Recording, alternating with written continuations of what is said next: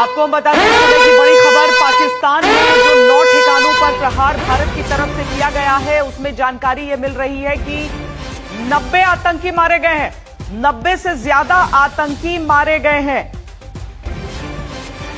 80 से 90 आतंकी बताया जा रहा है कि जो भारत की तरफ से ये 9 ठिकानों पर प्रहार हुए हैं, उसमें ये मारे गए हैं। बावलपुर और मुरीद के दोनों जगह लगभग 25 से 30 आतंकियों की जान गई है। उनको मौत के घाट उतारा गया है और बाकी जो दूसरे टेरर कैंप्स हैं, वहां पर कितना नुकसान हुआ है, इसे अभी वेरीफाई किया जा रहा है। मंजीत, यानी कि जो बात कही जा रही थी ना कि जिस ठिकाने पर भारत का प्रहार हुआ है, वहां पर आमतौर पर रहते हैं 50 के करीब आतंकी।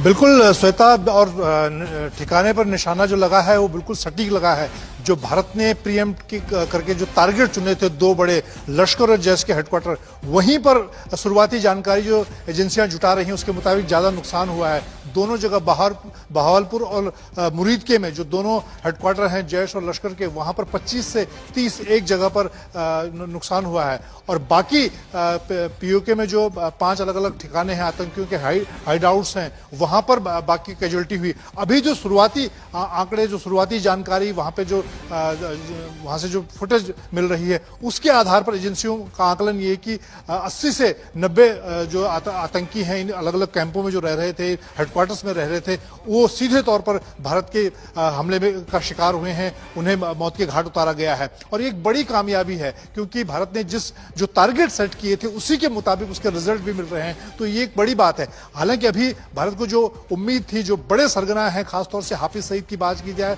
तलहा मसूद की बात की जाए, अजहर मसूद की बात की जाए, ऐसे जो बड़े टारगेट जो लश्कर और जैश के असली मास्टरमाइंड हैं, वो क्योंकि वो सीधे आईएसआई के नियंत्रण में सेफ हाउसेस में चले गए थे। लेकिन उनके बाद सेकंड लाइन लीडरशिप की हम बात करें, जो लड़ाके इनके तैयार हो रहे थे, उन पर सीधा मिसाइल का हमला सीधा हुआ है। और ये 2 बड़े जो हेडक्वार्टर हैं जैश और लश्कर के, वहां पर शुरुआती जो जानकारी है ज्यादा नुकसान हुआ है आतंकियों को। 9 बड़े आतंकी ठिकानों में लगभग 90 आतंकी ढेर किए गए हैं और उद्देश्य भी यही था भारत का। अशोक जी, उद्देश्य भी यही था भारत का कि ज्यादा से ज्यादा आतंकियों को ढेर किया जाए, आतंक के उन ठिकानों को ढेर किया जाए। अशोक जी। बिल्कुल बिल्कुल श्वेता, साफ तौर से उनकी जमीन, जो बची कुची जमीन थी, प्रधानमंत्री ने ये शब्द इस्तेमाल किया था, उसको भी खत्म कर देंगे, उसको